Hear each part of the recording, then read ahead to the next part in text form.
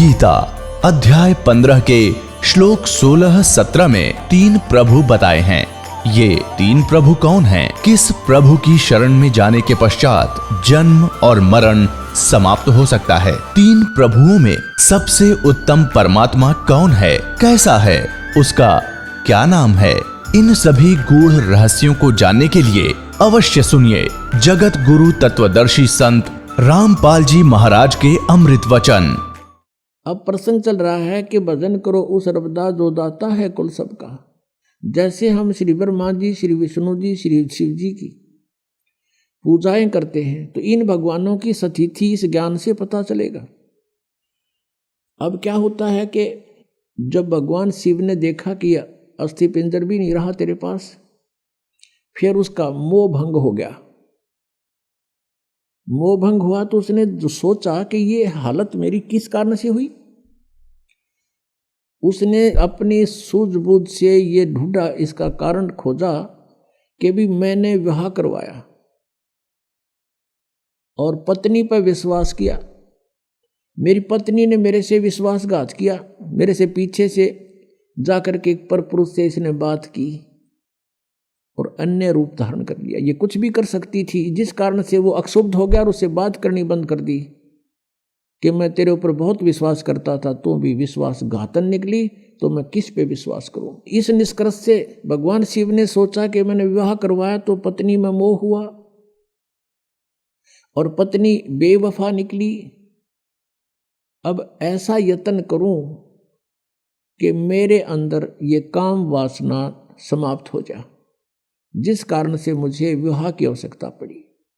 इसका मूल नाश करने के लिए वासना का भगवान शिव ने कहते हैं 88,000 वर्ष तक घोर तप किया और कहते हैं ये काल ये चाहता है कि कोई भी यहां प्राणी विवाह के बिना ना रहे, यानी वासनाओं को कोई कंट्रोल ना कर ले। कहीं यहाँ पर फिर रिवाज पड़ जावे और संतानों उत्पत्ति ना करें। संतानों उत्पत्ति नहीं करेंगे तो मैं खाऊंगा कैसे? हम तो उसके बकरे और बकरियां हैं काल के। इसलिए उसका पूर्ण प्रयत्न रहता है, भरसक प्रयत्न रहता है कि कोई भी प्राणी वासना रहित ना हो जाए। अब उसने क्या किया, कामदेव को एक पुरुष रूप तैयार करके वहां भेज दिया। अपना आत्मा जैसे ऑल आउट होती है, ऑल आउट को कहीं लगा दिया जाए घर के कमरे किसी कक्ष में, तो वहां मच्छर चक्कर काटना शुरू कर देते हैं, उसमें ऐसे डगमगा जाते हैं, गिरने लग जाते हैं, उनके बस की बात नहीं होती। ऐसे एक देव है, उसके अंदर उसने ये गुण विशेष पर रखा काल ने, और वो जाकर के वहां बैठा दिया उसके आसपास। तो उसके कारण भी भगवान शिव जी में कोई अंतर नहीं हुआ, वो तप करता ही रहा। फिर उसने कामदेव ने अपनी पत्नी, उसका नाम रति है, उसको भेजा। वो बहुत खूबसूरत है, भगवान शिव के सामने डांस करने लगी। उसने सारा कुछ कर लिया, भगवान शिव पर कोई असर नहीं हुआ। और यहां तक कहते हैं कि भगवान शिव ने अपना तीसरा नेत्र खोल के और कामदेव को वहां नाश कर दिया, भस्म कर दिया। तो फिर ये सब काल के जाल हैं जो ब्रह्मा विष्णु महेश के भी समझ में नहीं आई थी ये बातें। भगवान शिव ने सोच लिया कि मैं अब वासना रहित हो गया, अब ना रहेगा बांस ना बजेगी बांसुरी। ऐसा काम कर दिया। वहां से चल पड़े, अपना आराम से विचरने लगे, घूमते रहते हैं, बैठते हैं, फ्री आराम से रहते हैं। अब काल ने सोचा भैया तो बात बिगड़ेगी, दूसरे और देखा ये ऐसे ही फिर बैठ जाएंगे हठ योग करने के लिए, यह तो बात बनी नहीं। कहीं औरों की भी रुचि ना हो जाए, हम भी भगवान शिव जी की तरह से वासना रहित होएं। क्योंकि सभी ऋषि महर्षि जब साधना की तरफ चलते हैं, ये 5 विकार इनकी गुद्दी में आ बैठते हैं, पहले से अधिक प्रभावित हो जाते हैं। तो सभी ने ये चेष्टाएं की थी कि किसी ना किसी तरह पहले इन्हीं राक्षसों को नाश करें और फिर भक्ति करें। ये भी काल का जाल था, बिना ज्ञान के डले निड होए। तो अब भगवान शिव जी की कथा को पूरा करते हैं, फिर ऋषियों को लेंगे। अब क्या हुआ,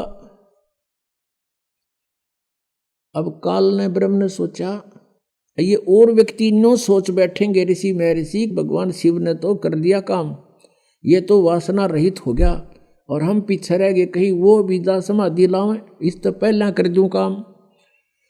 कुछ दिन के बाद शिव जी के अंदर प्रेरणा भर दी काल ने कि सुना है हमने कि जब सागर मंथन किया था उस समय विष निकला था, उस विष को मैंने पान कर लिया था, पी लिया था, जिस कारण से मैं अचेत हो गया था। और जो बताते हैं उसमें से अमृत निकला था या शराब निकली थी, दारू मदिरा, 2 कलश निकले थे। राक्षसों ने अमृत का कलश उठा लिया था और राक्षस यदि अमृत पी जाते तो अमर हो जाते। इसलिए भगवान विष्णु ने एक मोहिनी रूप बनाकर एक स्त्री का और राक्षसों में जाके डांस किया था। कहते हैं बहुत सुंदर थी वो मोहिनी रूप में, भगवान बड़े सुंदर लग रहे थे और राक्षस मोहित हो गए थे। राक्षसों से वो अमृत का कलश सिर पे रख के डांस करती करती उनको मदहोश कर दिया था। वो कलश दूसरी तरफ पकड़ा दिया था और मदिरा का कलश सिर पे रख के वापस उनको दे दिया था। तो उस समय भगवान विष्णु कहते हैं मोहिनी रूप में बड़े खूबसूरत लग रहे थे। अब भगवान शंकर के मनमाई के भगवान विष्णु के पास चलते हैं, तो ठाली हो गया था ना पार्वती साथ में, तो चलो वहाँ बातचीत करते हैं और उनसे वो रूप देखूंगा। अब मैं होश हवास में हूँ भाई, उस रूप को पूछूंगा कैसा रूप था, एक बार बना के दिखाओ। इस उद्देश्य से भगवान शिव जी आगे विष्णु जी के लोक में और बैठ गए उनकी पौड़ी में आके, उनके गेस्ट रूम में बैठ गए। विष्णु जी पता लगा अंदर से आए, कुशल मंगल हुई। कुछ देर के बाद भगवान शिव ने अपना उद्देश्य जाहिर किया, प्रकट किया कि मैं इस उद्देश्य से आया हूं। मैंने सुना है कि आपने सागर मंथन के समय एक बहुत सुंदर मोहिनी रूप बनाया था, भगवान मैं देख नहीं सका था, आज कृपा मुझे वो रूप बनाकर दिखा दो। भगवान विष्णु हंसने लगे कि हे भोलेनाथ, वो तो कोई सर्कमस्टांस थे और जब वो बनाना पड़ गया, ये बताओ नी रूप बनाऊं, कोई बात हुई या मुझे शर्म लगेगी। अब भगवान शिव जी कहने लगे कि जब तक आप मुझे वो रूप बनाकर नहीं दिखाओगे तब तक मैं यहाँ से नहीं जाता। मैं तो ये बैठ गया, वो बैठ गया उनके द्वार का आगे पार्क में, बगीची में अठ योग करके।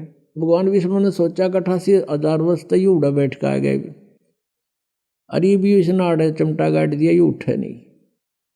इससे पीछा छुटवाने के लिए भगवान विष्णु ने कहा, वहां तो उनसे कहा कि नहीं ऐसा नहीं हुआ करता, ये मुझे शर्म आती है, मैं नहीं ऐसा कर सकता। यूं कह के अपने घर में अंदर चले गए महल में। वहां से अंतर ध्यान हो गए और उसी बाग में, सामने भगवान विष्णु का बाग था उस रेस्टोरेंट का, उसमें कुछ दूरी पर एक सुंदर लड़की का रूप धारण कर लिया। और भगवान शिव जी की दृष्टि जब पड़ी, भगवान शिव जी उठ कर चाल पड़े हैं और वो मोहिनी रूप आगे आगे चलने लगा, वो पीछे पीछे। भगवान ने भी स्पीड पकड़ दी, अच्छी दूर तेजी से चलने लगा और वो कभी वृक्षों से इधर हो जावे, कभी इधर से, और जाके भगवान शिव ने उसका हाथ पकड़ लिया। पहले भगवान शंकर पूछ रहे थे विष्णु जी से कि ईसा मोहिनी रूप के हो गया, सारे बावले बना दिए हुए राक्षस, उन होश ना रहे आग भी, तो उसने कलश भी बदल दिया, ऐसे कभी हो सकता है, न्यू कह रहे थे।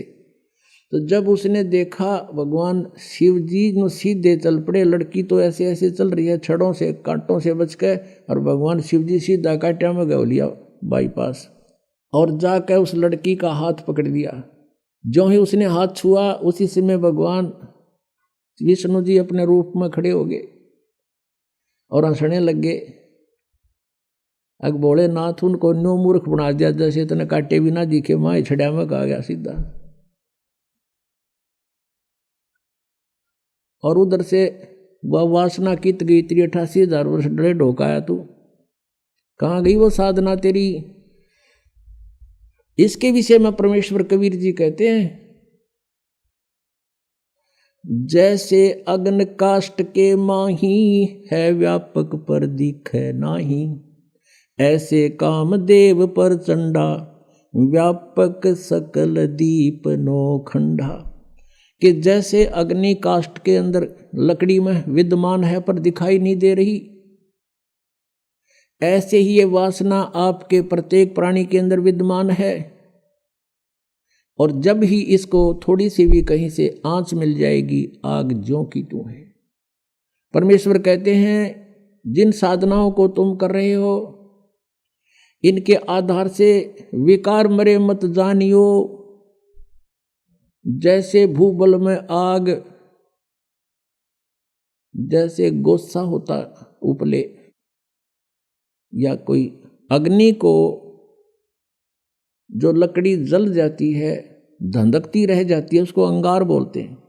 उस अंगार को राख में दबा दिया जाता है और कुछ घंटों के बाद उस राख को ऊपर से ऐसा लगता है जैसे ये बिल्कुल शांत हो चुकी है, उसमें कोई हीट नहीं रहती, गर्मी नहीं होती।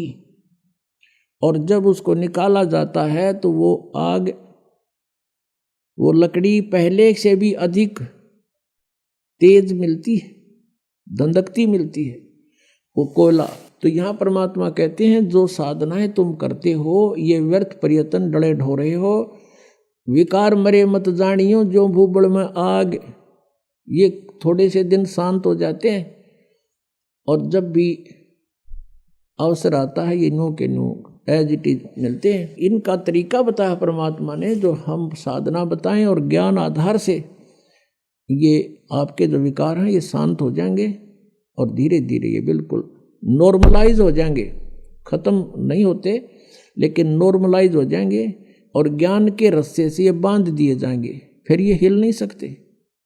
अब कितना ही शरारती पशु है, उसने अच्छा करड़ा बांध दिया मोटे रस्से थे, वो करें जाएगा फूं फूं, अपनी थोड़ी बहुत रेंज होती है उसकी, तो वो कहानी नहीं कर सकता। ऐसे ये परमात्मा के ज्ञान से और इस भक्ति की शक्ति से ये ऐसे कंडम हो जाएंगे।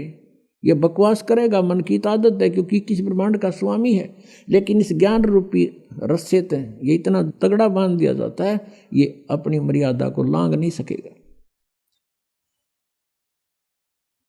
अब प्रसंग चल रहा है कि हम जिन भगवानों की भक्ति करना चाहते थे और जिनको हम सुखी मानते थे, उनकी ये हालत है। और जिन मंदिरों में हम जाकर पूजा करते थे वो स्थान क्या था। अब तत्व ज्ञान की इस रोशनी से अब हमें ज्ञान हुआ।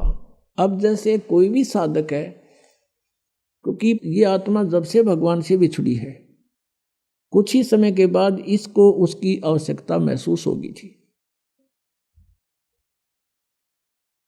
और उसके बाद ये उसी दिन से प्रयत्नरत है, प्रयत्नशील है कि मुझे वो परमात्मा, वो सुख मिले जिसको मैं छोड़ के आई थी।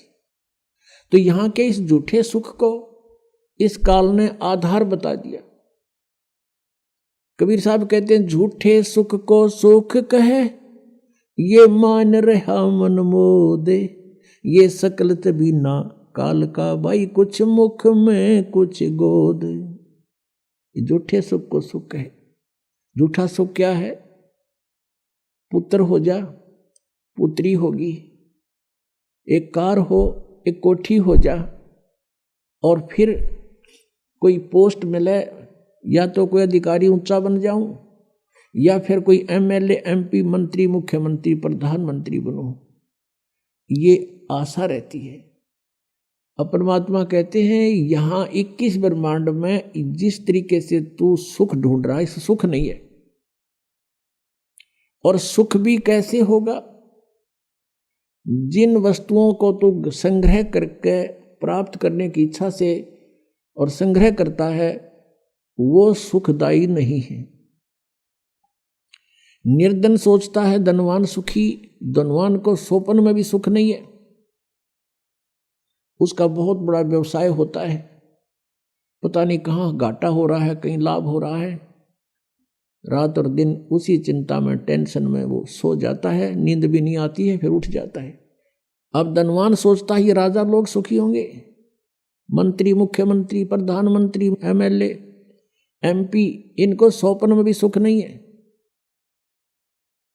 क्योंकि जो एमएलए या एमपी बनता है वो बहुत से व्यक्तियों का नुमाइंदा होता है और कोई ना कोई उसकी बाह पकड़ने रहे, चल मेरा काम कर।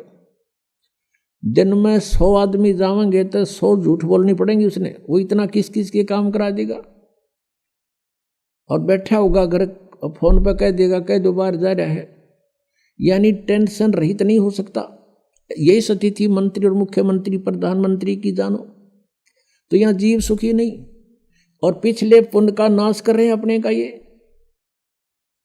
अब परमात्मा कहते हैं अगम निगम को खोज ले, बुद्धि विवेक विचार, उदय अस्त का राज मिले तो बिन नाम बेगारे।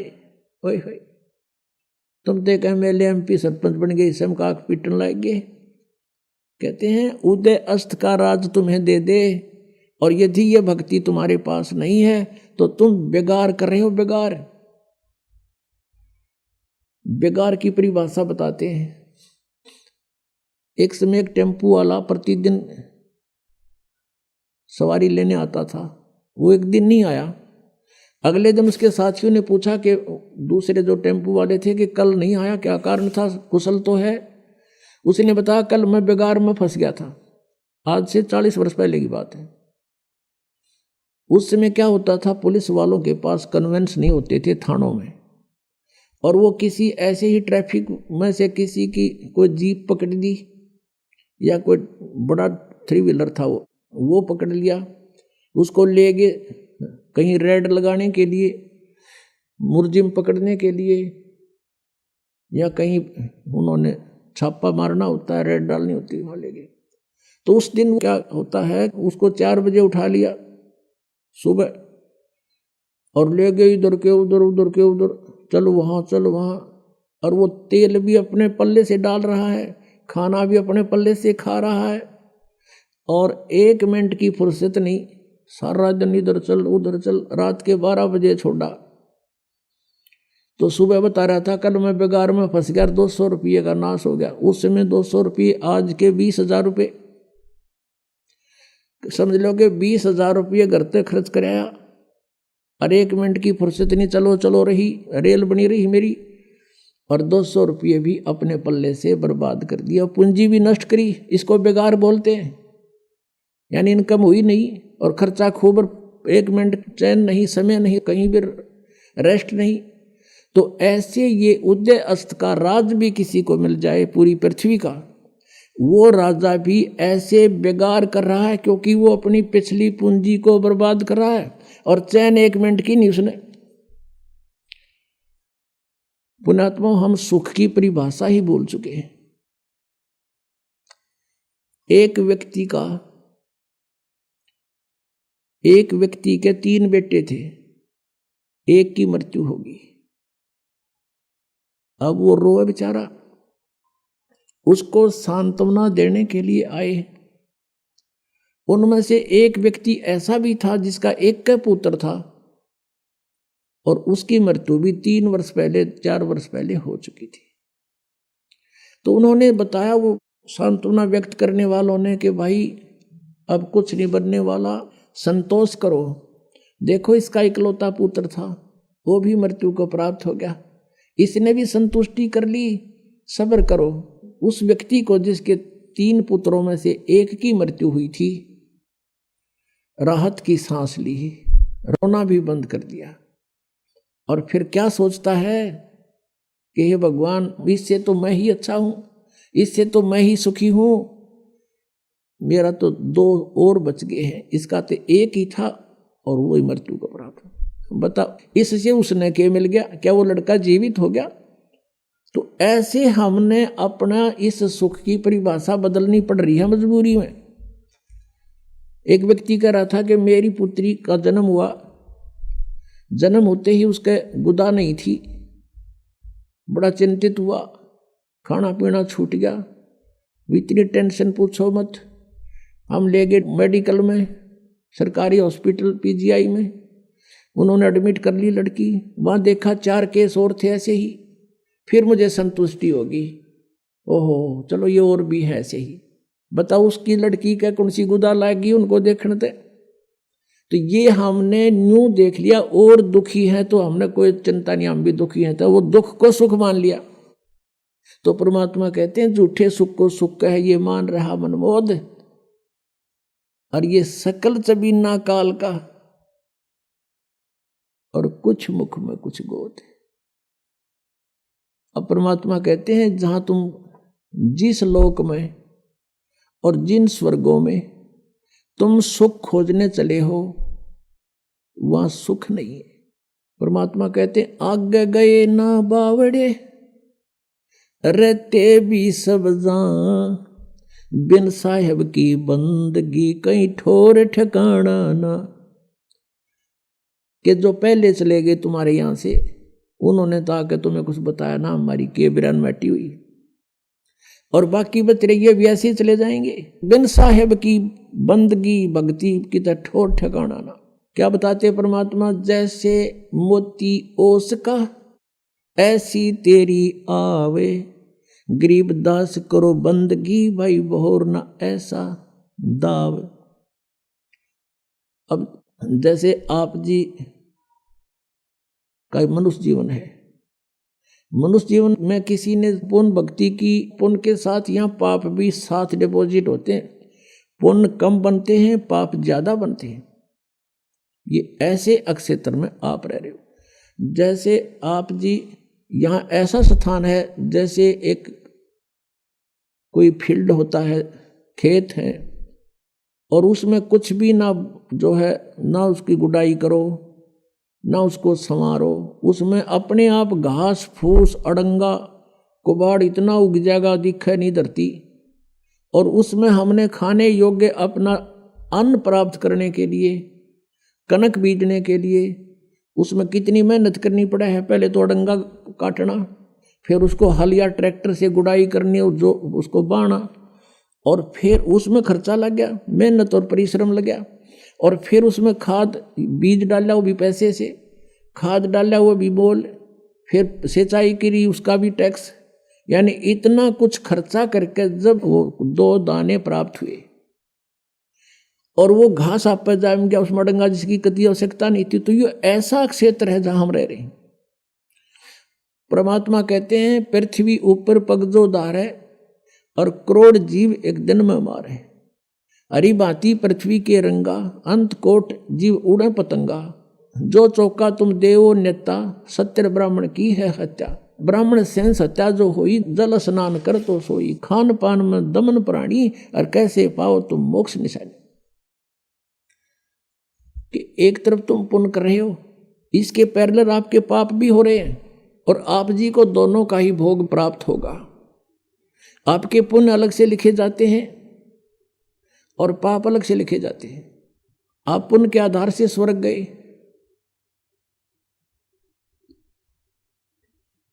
तो यहां थोड़ा कंसेप्ट क्लियर करना पड़ेगा कि जैसे आप जी एक पूर्ण परमात्मा परम अक्षर ब्रह्म को छोड़कर अन्य किसी को इष्ट बनाकर किसी भी प्रभु की, देव की पूजा करते हो, भगवान की, पुरुष की, जैसे सरपुरुष और अक्षर पुरुष। गीता जी अध्याय नंबर 15 के श्लोक 16-17 में 3 पुरुष बताए हैं कि सरपुरुष, एक अक्षर पुरुष, एक परम अक्षर पुरुष। उत्तम पुरुषत्व अन्य वो परम अक्षर पुरुष है, परम अक्षर ब्रह्म है। गीता जी अध्याय नंबर 8 के श्लोक नंबर 3 में जिसके विषय में कहा गया कि वो परम अक्षर ब्रह्म है। अर्जुन ने जब गीता जी अध्याय नंबर 8 के श्लोक नंबर 1 में प्रश्न किया था, उसका उत्तर 8 के 3 में दिया है। तो ये तीन पुरुष हैं, सरपुरुष भी नाशवान, अक्षर पुरुष भी नाशवान, केवल परम अक्षर पुरुष, परम अक्षर ब्रह्म, ये अविनाशी परमात्मा है। आज का जो सत्संग का विषय है, भजन करो उस रबदा जो दाता है कुल सबका।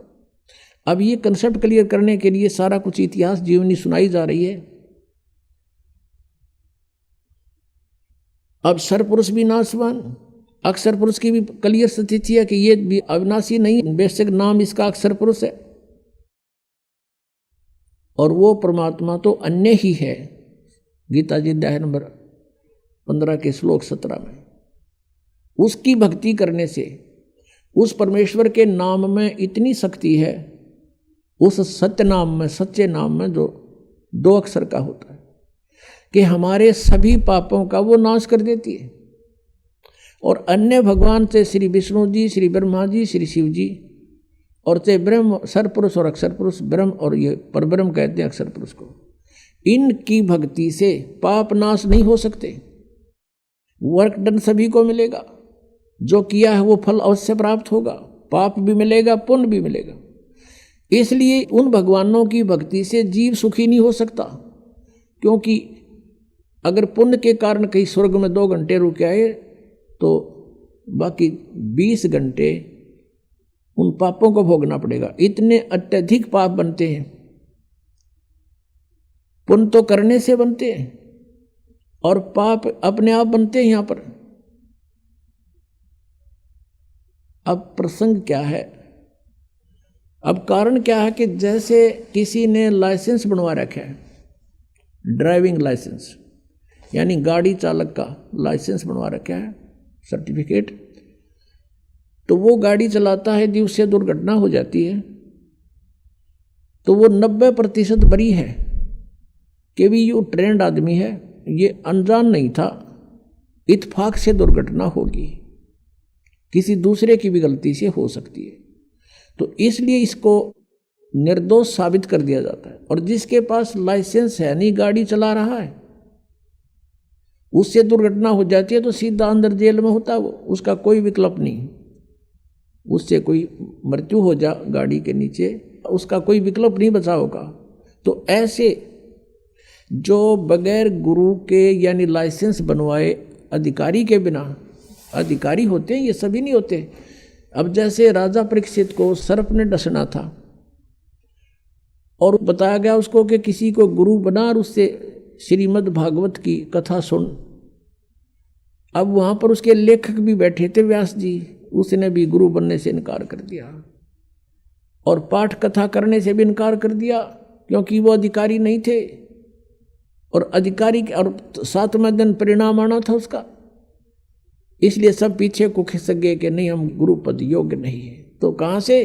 स्वर्ग से। और सुखदेव जी को बुलाया गया, वहाँ राजा परीक्षित ने उनको गुरु बनाया और फिर उन्हें 7 दिन कथा सुनाई। तो अनधिकारी से लिए हुए नाम से भी आपको कोई राहत नहीं मिलेगी,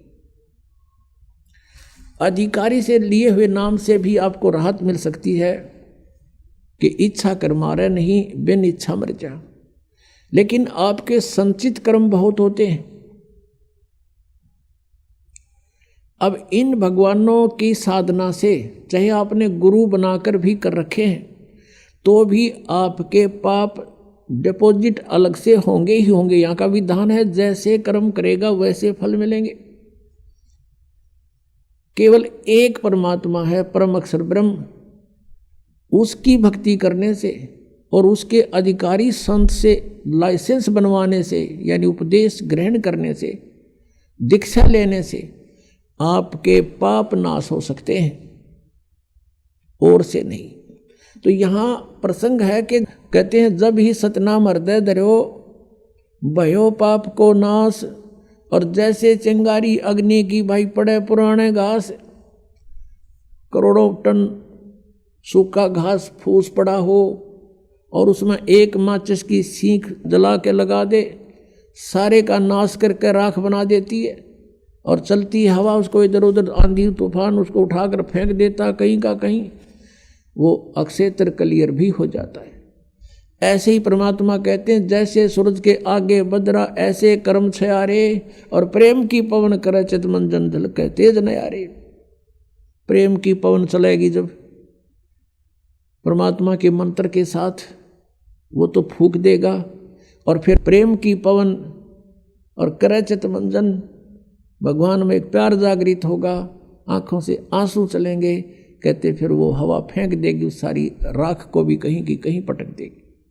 अब ये क्लियर हुआ कि जो भगवान परमेश्वर कबीर जी की साधना करते हैं उनके संचित कर्म भी और उनके प्रारब्ध के कर्म भी नाश होते हैं, लेकिन भगवान ब्रह्मा विष्णु शिव और ब्रह्म और सरपुरुष यानी ब्रह्म और परब्रह्म अक्षर पुरुष तक सरपुरुष और अक्षर पुरुष, इनकी भक्ति से ना तो प्रारब्ध में कोई परिवर्तन हो सकता और न ही आपके संचित कर्म का नाश हो सकता।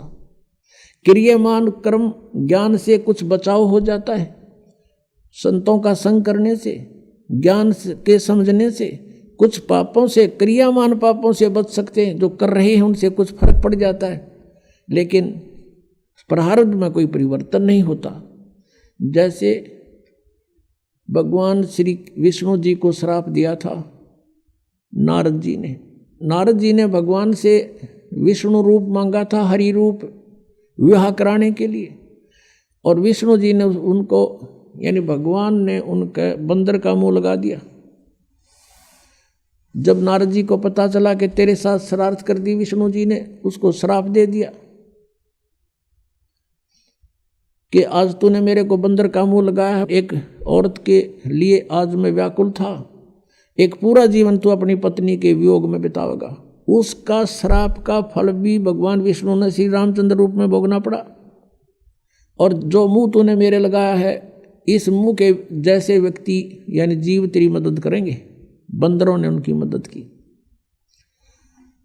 और फिर श्री रामचंद्र जी रूप में यानी विष्णु जी ने जन्म लिया। वो सारा आपने सुन लिया कि उन्होंने किस किस प्रकार वो अपना जीवन व्यतीत किया। और जैसे ये भी आपने सुन लिया कि उन्होंने बाली को मारा था, वो उनके प्रारब्ध में लिख दिया गया, तो उसका बदला भी उन्होंने भोग कर ही पूरा करना पड़ा। वो उसको नाश नहीं कर सके, अपने प्रारब्ध के पाप कर्म को भी नाश नहीं कर सके, वो भी भोगना पड़ा। अब प्रसंग चल रहा है कि हम तुम कौन राम का जपते जापम और ताते कटे ना ये तीनों तापम। अब हमारे पापों का नाश, जैसे हम प्रतिदिन गीता जी अध्याय नंबर 18 के श्लोक 25 से लेकर और 31 तक ये वर्णन किया है कि अर्जुन, जैसे सभी कर्म भले ही उनमें पाप भी हो रहे हैं, वो त्यागे नहीं जा सकते। किस प्रकार कौन से कर्म, जैसे खाना बनाते हैं उसमें भी जीव हिंसा होती है, पोछा लगाते हैं तो लीपते थे पहले मड प्लास्टर थे गाय के गोबर और मिट्टी से, उसमें भी जीव मरते हैं। खेती करते हैं किसान, उसमें भी खेती में भी जीव मरते हैं।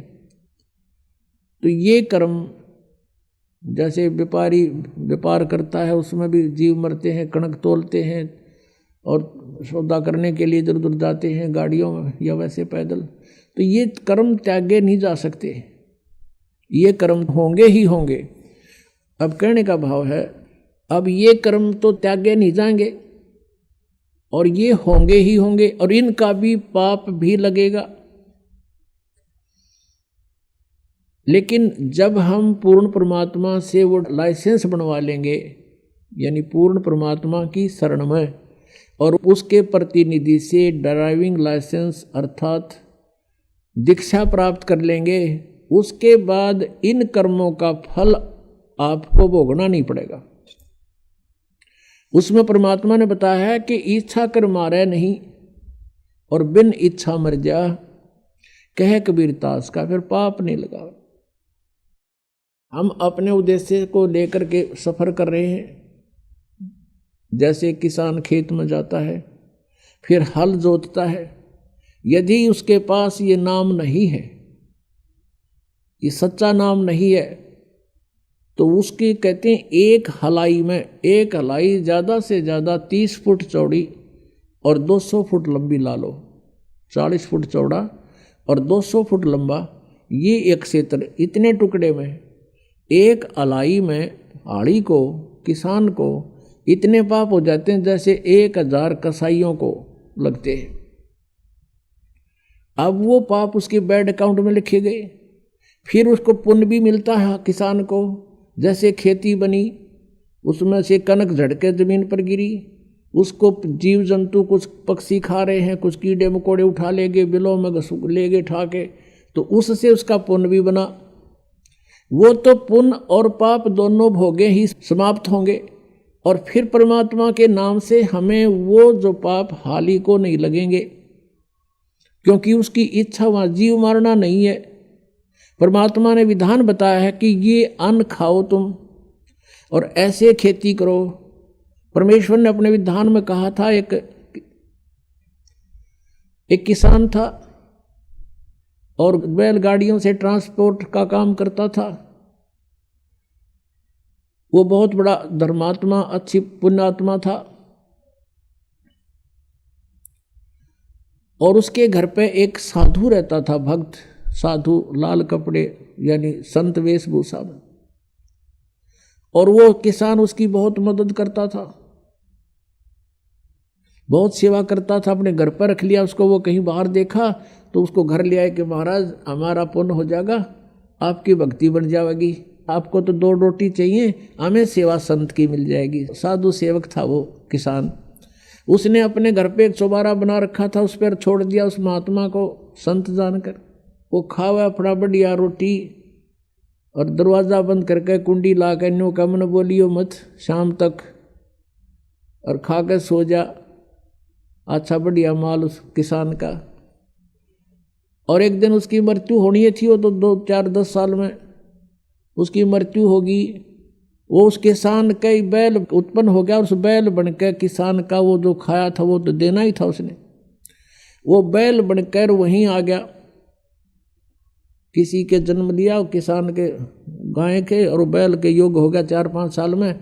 वो किसान ने उसमें गाड़ी में जोत रखा, और वो जा रहा था, जैसे पुण्यात्मा परमेश्वर कबीर देव जी की महिमा चारों वेद बताते हैं। वो परमात्मा अपने सतलोक में रहता है, वहाँ से गति करके नीचे पृथ्वी पर आता है, अच्छी आत्माओं को मिलता है, उनको ज्ञान देता है। उस ज्ञान से परिचित वो पुण्यात्माएं फिर परमेश्वर की महिमा का गुणगान करते हैं। उनमें से एक आदरणीय गरीबदास साहिब जी, गांव छुरानी, जिला झज्जर वाले थे।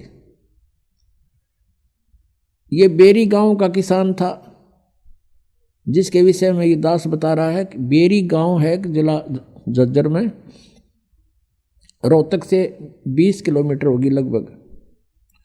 उस बेरी गांव का वो किसान था, और वो कहीं इधर नजफगढ़ की मंडी में, जो पहले पुराने समय की बात है 250 वर्ष पहले, कच्चे रास्ते होते थे, बैलगाड़ी से अपना ट्रांसपोर्ट का काम करता था। यहाँ से कणक ले जाता, वहाँ से शक्कर भर लाता नजफगढ़ की मंडी से। तो ऐसे वो जाता था प्रतिदिन। अरे उसके पास बैल था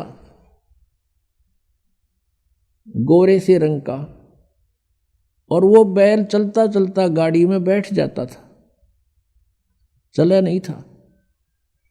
फिर उसका दे लट्ठा अच्छी पिटाई करके फिर खड़ा होता था, फिर कुछ देर दूर चलता था, फिर बैठ जाता था। एक दिन ऐसे ही करते करता वो नजफगढ़ की मंडी से आ रहा था, और सुबह सुबह गरीबदास जी उसी रास्ते पर बनी हुई एक कुएं पर स्नान कर रहे थे। वो बैल आकर वहाँ बैठ गया, और लाल किसान ने ठा कर लट उसका मट्टा मट शुरू करे, अगी इसका यूँ है तरीका उठन का। तब गरीबदास साहिब जी जो परमात्मा से परिचित थे, उसने कहा कि भाई किसान, और लाल मत मारा इसके। क्या करूं भाई भगत, इसने तो मेरा लहू पी लिया। हैं 1 किलोमीटर चल है, आध घंटा बैठा रहे है, फिर न ठावा तो लट लुट मार के ठावे हैं, इसने तंग कर लिया। अब क्या हुआ, गरीबदास जी उठे, अग भाई मारे मत इस पशु के, डट जा, रुक जा।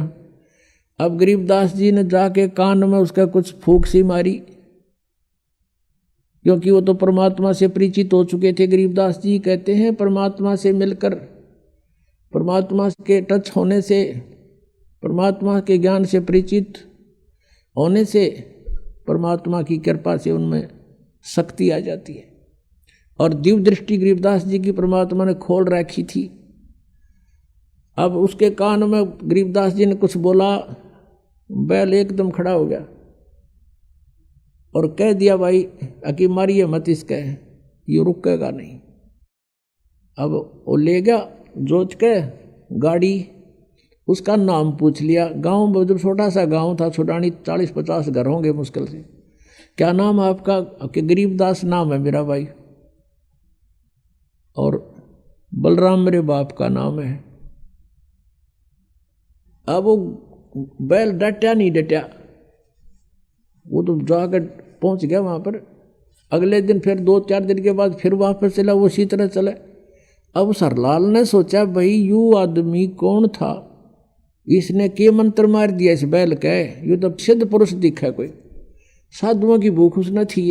उसने गांव में आकर पूछा, उसी रास्ते में पड़े था, कि भाई गरीबदास नाम का है बलराम का, बलराम का एक गरीबदास है, उसका घर किस है? तो वो गरीबदास जी का कोई शिष्य मिल गया उसने। तो वो बोला भाई वो आम आदमी को नहीं, वो तो परमात्मा समझ लो उन्नत है, भगवान मिले थे और संत है, वो आम आदमी नहीं है। ने बोला भाई जब बात या बात बनी, कहने लगा मैंने उसे दर्शन तक कराओ, कहाँ है उसका घर बता दिया कि वो सामने में ले चलता हूँ। वो शिष्य लेकर गया, शिष्य ने प्रणाम किया और लाल ने प्रणाम किया। उसने देखा ऐसा बुढ़ा ठोठ ही बोला तो मठ यो आज खखा ठहरा, मेरी तो जीवन बदल दिया। ना तो रोज बिरान माटी हो रही थी, 3 दिन का काम 1 हफ्ते में करे था यो।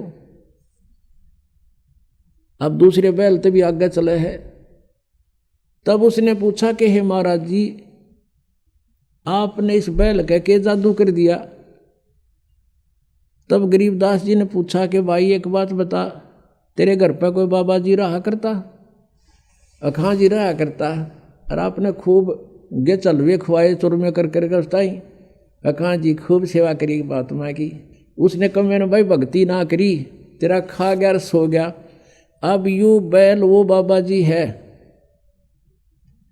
अब ये तेरे लठ खा पूरे करे, आदत इसकी विवाह बिगड़ रही है, खा और सो जाऊं, गरीब के सोने दे है। तो इसने ये भी इसका लठ मारा है, हर तेरे पूरे कर रहा है। भाई मैंने इसको यही कहा भाई लठ खा के कर ले, अर्चे राजी खुशी कर ले बेटा, ये तो तने पूरे करने पड़ेंगे, खाओ था चूरमेर सो जा था।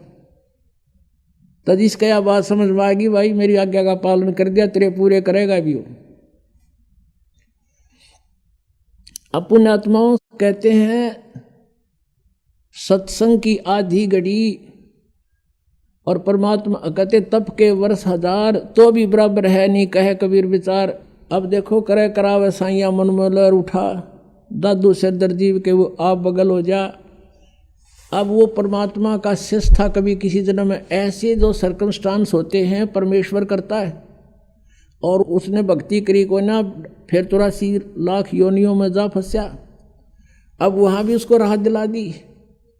अब हरलाल के मन में ये आई कि भाई महात्मा था, अपनी करनी पाओगा, आज के बाद मैं इसने बैल न कति प्रयोग नहीं करूँ।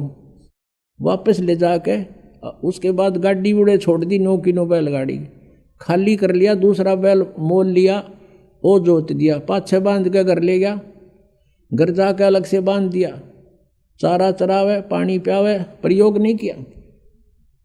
अब उसको वहाँ भी राहत दे दी, परमात्मा ने दिवा दी अपने अंश को। कोई था पिछले जन्म का निकम्मा, खाओ था सो जा था।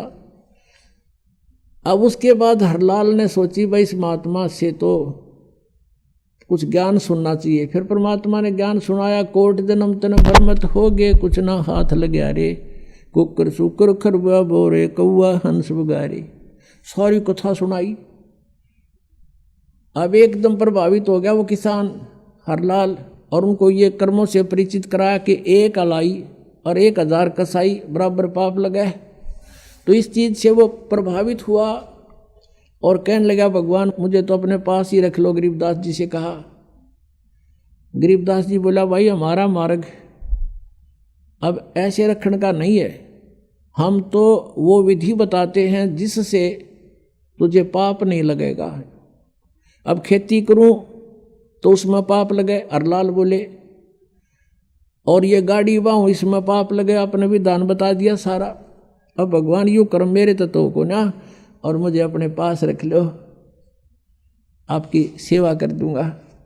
तब गरीबदास ने कहा था कि हमारा यूँ मार्ग यूँ नहीं है भाई, हमारे पास एक ऐसा साबुन है प्रतिदिन जो मैला कपड़ा होता है उसको डेली धो ले, साफ हो जाता है। ऐसा नाम दूंगा कि इच्छा कर मारे नहीं, बिन इच्छा मर जा, कह कबीरदास का पाप नहीं लगे। गरीबदास जी ने कहा था कि गाड़ी बाहो खुश रहो और खेती करो खुशहाल, और पर साईं सिर पर राखिए।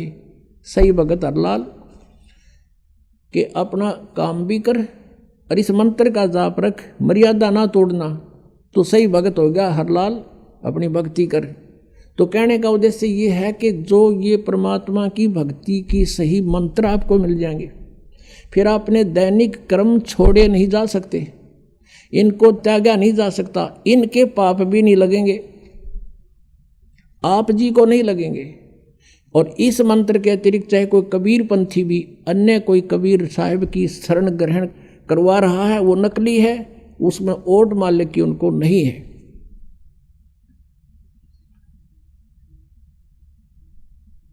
तो प्रसंग चल रहा है कि किस परमात्मा की भक्ति हम करें और कौन से भगवान से हमें पूर्ण राहत मिलेगी। तो ऐसे जो साधना आपने देखी, भगवान विष्णु, भगवान ब्रह्मा, भगवान शिव जी की साधना, और उनकी आप पे दुर्गति, आप ही कर्मों के फल को उन्होंने भोगना पड़ता है। तो इनके उपासकों को क्या राहत मिलेगी, अंडरस्टूड है। ब्रह्म के बारे में आपको बता दिया कि ब्रह्म का ओ मंत्र है, और ब्रह्म केवल 21 ब्रह्मांड का स्वामी है, यह सरपुरुष है, इसको ज्योति निरंजन भी कहते हैं। इसकी भी मृत्यु होती है, इसके अंतर्गत जितने भी प्राणी हैं ये भी स्थिर नहीं है। और जब तक जन्म और मृत्यु है जीव को सुख नहीं हो सकता, परम शांति नहीं हो सकती। अक्षर पुरुष ये 7 संघ ब्रह्मांड का स्वामी है, 7 संघ ब्रह्मांड का, और इसकी भी जन्म मृत्यु होती है। इसके अंतर्गत सभी प्राणी भी नाशवान है, भले उनकी आयु लंबी है, और सभी योनियां उनको भोगनी पड़ती है। और इनके अंतर्गत अक्षर पुरुष को भी इष्ट मानकर, यानी परब्रह्म को भी इष्ट मानकर जो साधना करना चाहता है वो भी परम शांति को प्राप्त नहीं हो सकता। केवल परम अक्षर ब्रह्म, परम अक्षर पुरुष, उस परमात्मा की भक्ति और उसी के नुमाइंदे परम संत से लेकर जो करेगा उसको सब लाभ होगा। एक समय गरीबदास जी जो परमात्मा से परिचित हो चुके थे, सतलोक सचखंड को स्वयं आंखों देख कर आए थे अपनी आत्मा से, उनको वापस छोड़ दिया था कबीर परमेश्वर ने, उनके ज्ञान योग को खोल दिया था, दिव्य दृष्टि को खोल दिया था। उसके बाद कबीर परमेश्वर ने अपने उद्देश्य अनुसार उनसे अपनी अमृतवाणी, अपनी महिमा का ज्ञान पुनः उच्चारित करवाया गरीबदास साहिब जी से। आदरणीय गरीबदास साहिब जी ने वो वचन परमात्मा की आंखों देखी महिमा बोली, और एक गोपाल दास नाम के एक दादूपंथी संत थे, उन्होंने, भगत ने वो सब परमात्मा की महिमा की वाणी गरीबदास जी के मुखारविंद से उच्चारित लिपिबद्ध की गई। उस वाणी में इतनी कसक है, जैसे आप जी को हम नित्यनेम के लिए देते हैं, सुबह सुबह की वाणी, शाम की आरती, दोपहर की रामायणी, 3 समय की हम आपको भक्ति बताते हैं। ऐसा ही वेदों में विधान है कि परमात्मा की भक्ति 3 समय की होती है। तो वो साधना करते हुए गरीबदास जी के कुछ शिष्य हो गए थे, वो साधना करते हुए जहाँ भी जाते थे वो अपने नित्य नियम अवश्य करते थे। लुधियाना के पास एक वासियर गांव है, लुधियाना के पास वासियर गांव का एक बहुत बड़ा किसान था, राम राय नाम था उसका, और गांव में एक नाम और रख लिया कर न्यारा, झुमकरा। उसका नाम झुमकरा भी रख रखा था, वास्तविक नाम उसका राम राय था। एक गरीबदास जी का भक्त उस वासियर गांव के बाहर गर्मियों के समय था, सुबह सुबह स्नान करके एक तालाब में, और उसी तालाब के ऊपर बराबर में बैठकर एक पटड़ी सी पे बिछा कर वहाँ अपनी चादर बैठ कर भगवान के नित्य नेम कर रहा था, सुबह की वाणी बोल रहा था। और ये राम राय जी सुबह सुबह फ्रेश होने के लिए गए थे। उसने देखा कि एक बहुत ही अच्छे सुरीली आवाज़ से भगवान की वाणी कोई भगत उच्चारण कर रहा है, और ये पंजाब के लोग वाणी के बड़े कायल होते हैं, इसके ऊपर बड़े आसक्त हो जाते हैं, इनको इनकी वैल्यू का पता है। तो राम राय जी जाकर बैठ गए उस भगत के पास में, सारी वाणी सुन ली। जब उसने अपना पूरा कर्म कर लिया तब राम रमी हुई, कुशल मंगल पूछा, कौन कहाँ से आया तू? उस भक्त ने बताया कि मैं ऐसे ऐसे उस गांव का हूँ और किसी कामवश जा रहा था, पहले पैदल चलते थे और यहाँ बैठ के मैं अपनी भक्ति कर रहा था। तब उस राम राय ने पूछा कि ये वाणी गुरु ग्रंथ साहिब में तो है नहीं, आप किसकी वाणी पढ़ रहे थे? बहुत ही आत्मा को खींच रही थी ये वाणी, इसके शब्द मेरे हृदय में जगह बना रहे थे। तो उस भक्त ने बताया कि ये मेरे गुरुदेव के द्वारा बोली अमृतवाणी है। राम राय ने पूछा कि ये संत ऐसी अमृतवाणी जिसने बोली है वो विद्यमान है शरीर में या शरीर छोड़ गया? भक्त ने बताया कि अभी विद्यमान है। पूरा एड्रेस ले लिया राम राय ने। वो सरदार जी वहाँ से चल पड़ा। वहाँ से चलते चलते कहाँ पहुँचा? गांव छुडानी में। जो ही वो सुबह सुबह पहुँचा तो गरीबदास साहिब जी वो किसान थे, खेती करते थे, जमीन बहुत थी, और एक क्योंकि ये संत जो होते हैं वो भगवान से परिचित हो जाते हैं, सभी ज्ञान से परिचित थे। ऐसे ही वेदों में लिखा है कि जैसे यजुर्वेद अध्याय नंबर 40 के मंत्र 15 में लिखा है, वायु अनिलम अथिदम भस्मांतम शरीरम ओम कर्तु समर किलवे समर कर्तुम समर। ओम नाम का जाप काम करते करते सेवन करो, विशेष कसक के साथ सेवन करो, मनुष्य जीवन का मुख्य उद्देश्य जानकर ओम का जाप करो, ये तो है ब्रह्म साधना। फिर उसने बताया कि उस परम अक्षर ब्रह्म 40वें अध्याय के 17वें मंत्र में तुरंत कहा है यजुर्वेद में कि वो पूर्ण परमात्मा तो ऊपर प्रोक्ष है, वो तो गुप्त है, मैं ब्रह्म हूँ, मेरा एक ओम नाम है। उस परमात्मा की भक्ति करनी है तो तत्वदर्शी संत बताओगे उसका ज्ञान। यजुर्वेद अध्याय नंबर 40 के श्लोक 10 से लेकर 13 तक तत्वदर्शी संत की महिमा की जानकारी दी है। बताइए कि उनसे पूछो, वो बताओगे। तो वो उनको मिला नहीं, तो उन्होंने, जैसे बच्चा कोई गेम खेलता है तो उसका जिला स्तर पर खेलता है तो भी वही नियम होते हैं, और उसको स्टेट लेवल पर खेलता है प्रांत स्तर पर तो भी उसके वही नियम हैं, और जो राष्ट्र स्तर पर खेलेगा नेशनल लेवल पर तो भी उसके वही नियम होते हैं। तो जितने भी साधना है साधक यही नियम थे कि जैसे सूक्ष्म वेद में परमेश्वर ने आके बताया कि नाम उठत नाम बैठत नाम सोवत जागवे, नाम खाते नाम पीते नाम से ती लागवे। यानी कर्म योगी बने रहना और भक्ति करो, चलते फिरते उठते बैठते, कोई विशेष स्थान पर बैठने की विशेष आवश्यकता नहीं। अगर समय है, कोई काम नहीं है तो बैठ के करने में कोई पाप नहीं, किसी प्रकार लेट के बैठ के भी कर सकते हो। इस आधार से गरीबदास जी सुबह सुबह अपना खेतों में सैर सपट्टा भी हो जाता, और आते समय वो घूम फिर के आते थे और पशुओं का चारा कुछ काटकर खेतों से सिर पर रखकर बंडल बरोटा वो लाते थे। तो अब राम राय ने जाके पूछा, भाई गरीबदास महाराज का घर कहाँ है? कोई भक्त मिल गया। उसने कहा कि सामने चले जाओ, कोई शरीफ साहब भी मिल गया, वो कहने लगा सामने जाओ, और वो उनका मकान है। वहाँ गए तो वहाँ 5-4 भक्त बैठे थे, इंतजार कर रहे थे गरीबदास जी की, प्रतिदिन मिलने आते थे। उनसे पूछा भी महाराज जी कहाँ हैं राम राय ने? उन्होंने कहा भी खेतों में गए हुए हैं। राम राय जी ने पूछा कितनी देर में आएंगे? साधु संत का कोई भरोसा नहीं, आओ तब आ जाना, तो 12 बजे भी आवे। उनकी मौज है, खेत में गए हैं, कहीं काम भी लग गए होंगे। अब राम राय जी ने सोचा भी मेरे तरफ है, संत की दर्शन करूं, पीछे आहार करूंगा। अब 250 कोस आ गए, यानी वहां से 400 किलोमीटर पहुंच गया हूं। 10 कदम और भर लेता हूं। उनसे पूछ लिया किस साइड में गए हैं, कि साहब ने चला जा रास्ता है। अब राम राय जी उस रास्ते चल पड़े और बता दिया था कि आगे एक कुआं है, एक झोंपड़ी मिलेगी, वहां शायद वहां मिल सकते हैं।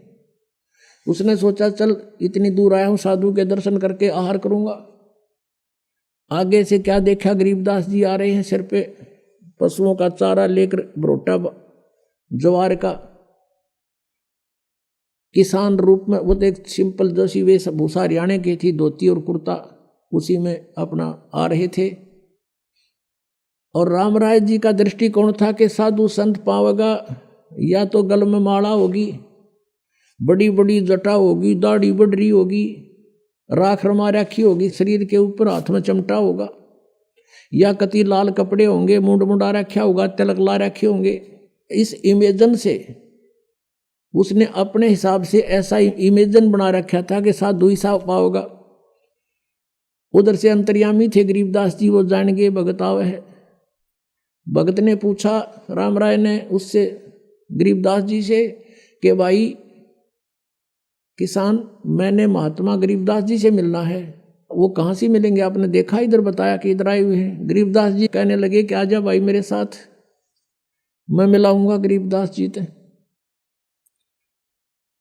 आजा मेरे साथ। अगर नहीं इधर बता रहे हैं कि, कहने लगे मेरे साथ आजा, मैं मिलाऊंगा तेरे को। अब गरीबदास जी को पता था यदि मैंने अब इसको ये कह दिया कि मैं गरीबदास हूं, तो यो मेरी बात भी नहीं सुनेगा, क्योंकि इसने तो महात्मा का जो वो बना रखा ना वेशभूषा, किसी होगी और ऐसा होगा, इसने तो वो सोच रखा महाराज। और मैंने कह दिया थी वो उल्टा हो लेगा, रोटी भी नहीं खाओगा, ये कह दिया मैं महाराज जी हूं।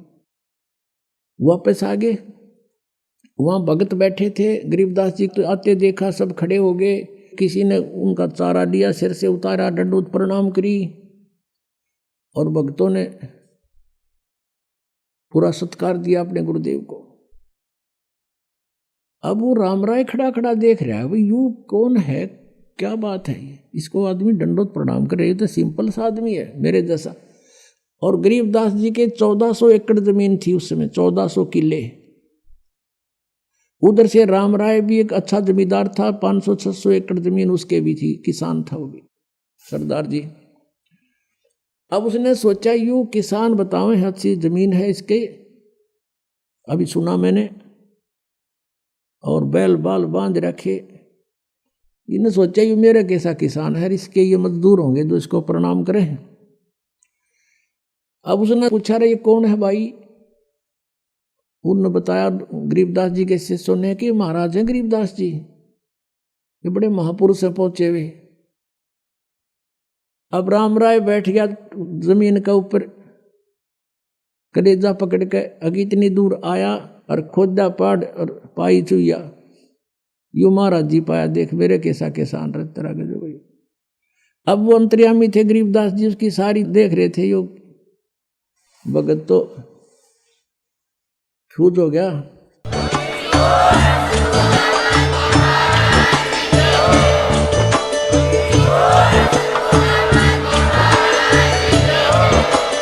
आप सुन रहे थे जगत गुरु तत्वदर्शी संत रामपाल जी महाराज जी के मंगल प्रवचन। अधिक जानकारी के लिए विजिट कीजिए हमारी वेबसाइट www.jagatgururampalji.org। संत रामपाल जी महाराज जी के शुभ आशीर्वाद से पूरे विश्व भर में 500 से भी ज्यादा नाम दीक्षा केंद्र हैं, जिन पर संत रामपाल जी महाराज जी द्वारा ऑनलाइन निःशुल्क नाम दीक्षा दी जा रही है। अपने नजदीकी नाम दीक्षा केंद्र का पता करने के लिए संपर्क करें 8222880541।